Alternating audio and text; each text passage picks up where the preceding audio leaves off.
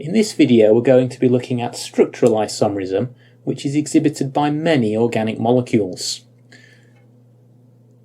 These will have the same molecular formula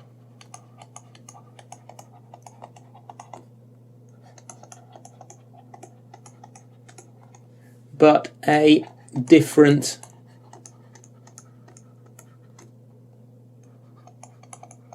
structural formula.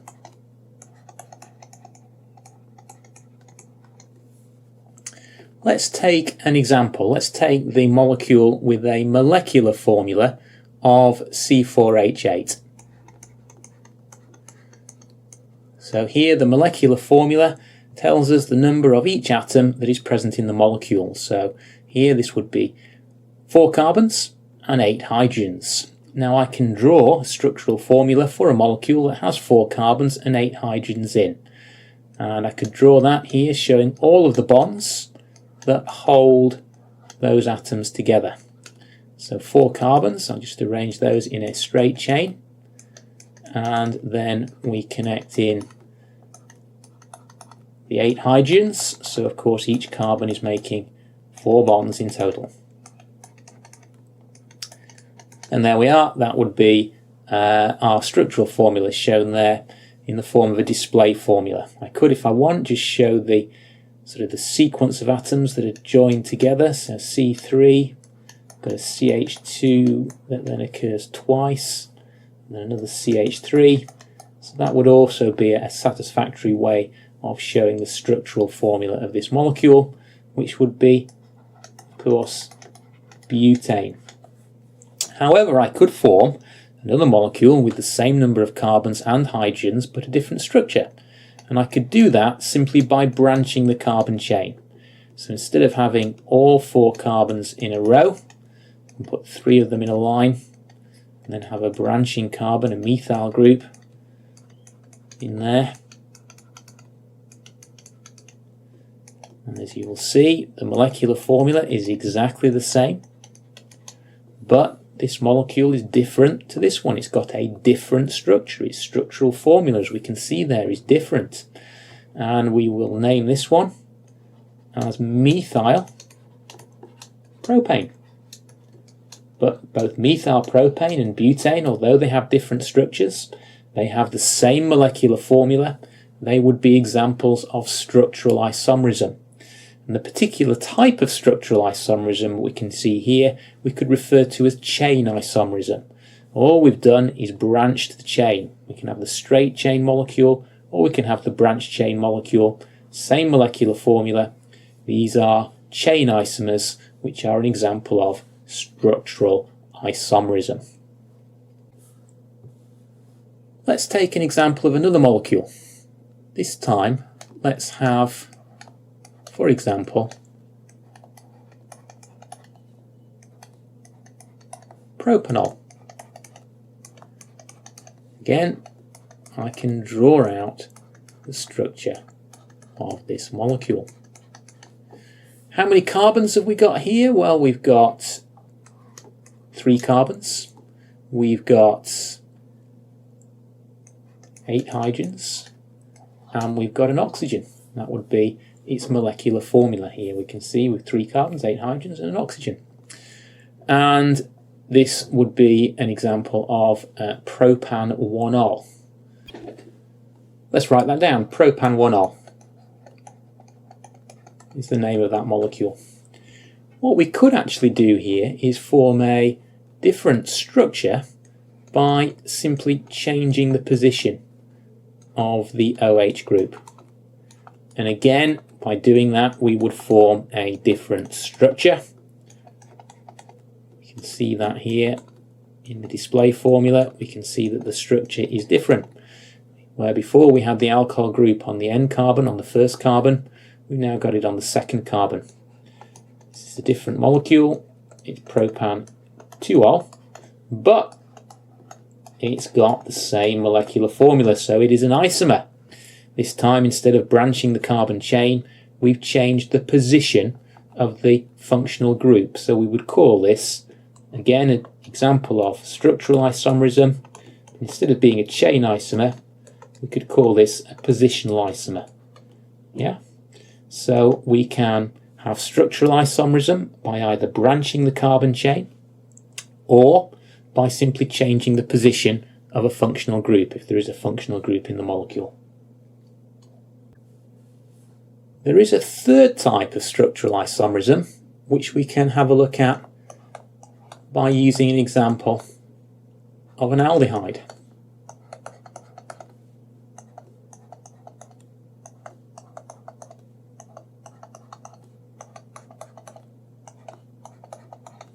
So here we have propanal.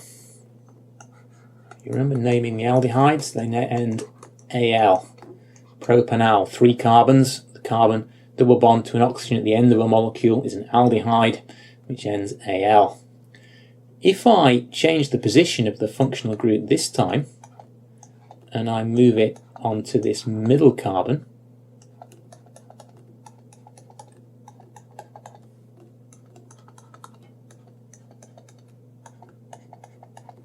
what we actually have here is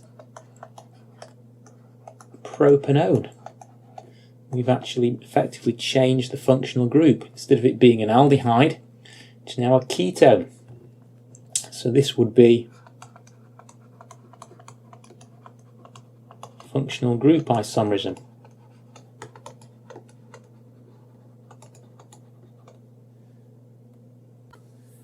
We can see that again with another example. This time,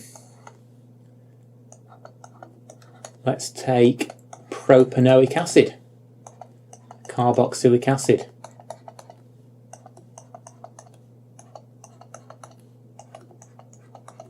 If we look at the molecular formula, we've got 3 carbons, we've got 6 hydrogens, and we've got 2 oxygens. What I could do is I could again have functional group isomerism, so I could perhaps swap round the position of this OH group and this hydrogen here.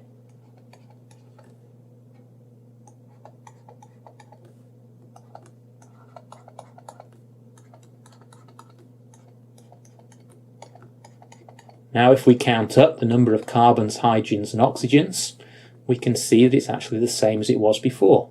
We've got 3 carbons, 1, 2, 3, 4, 5, 6 hydrogens, and of course 2 oxygens. But here we had a carboxylic acid. This molecule, what we've actually got is an aldehyde with then an alcohol group here in this position. So it's no longer a carboxylic acid. We would actually, if you want to name that one, that would actually be 2-hydroxy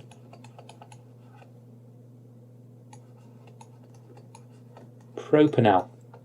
So we'd name it as an aldehyde, and then because we can't use, we've already used the aldehyde as the suffix, we would have to name the alcohol group by putting hydroxy as a prefix. And there we go. Now that there is a isomer. It's a structural isomer, actually, of propanoic acid, but the functional group now we've got is different, so that would be a functional group isomer. 3 types of structural isomerism then. Chain isomerism, if we merely branch the chain.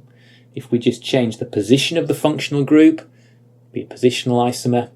And if we actually change the functional group completely, as in this case, we change the carboxylic acid to an aldehyde and an alcohol group, that would be functional group isomerism, but they are all examples of structural isomerism. Let's take the example of this molecule, butan-1-ol. Molecular formula, C4, 4 carbons. You can see we've got 10 hydrogens. We've also got an oxygen in there. What about if we were asked to identify isomers of that molecule, identify the structural isomers that are present here in this molecule? Could we identify them? Well, first thing we could say, we've got a positional isomer here. We can move the alcohol group from the first carbon to the second carbon. So I could have, for example, this molecule. So whereas the first molecule was butan 1-ol, this molecule would be butan 2-ol, which is an example of a positional isomer, type of structural isomerism. Some students sometimes think, well, can I move the OH right across to this end of the molecule? Well, it'll be the same thing, because we just number the carbon chain starting at this end. So if I put the OH group over here, that's still butan 1-ol. If I move the OH group from there to here, that would still be butan 2-ol, because I'd be numbering from this end of the chain then. What we could do though, we've got the positional isomer, what we could do is branch this carbon chain. So instead of having all 3 carbons in a row, I could leave the OH group on the end there, but I could move one of the carbons. So I branch the chain, I have a methyl group on there. So this time what we would have is methyl propan 1-ol, which would look like that. What I could also do is branch this carbon chain. So I could have, again, branch chain. Instead of having the OH group here on the end, put it in here.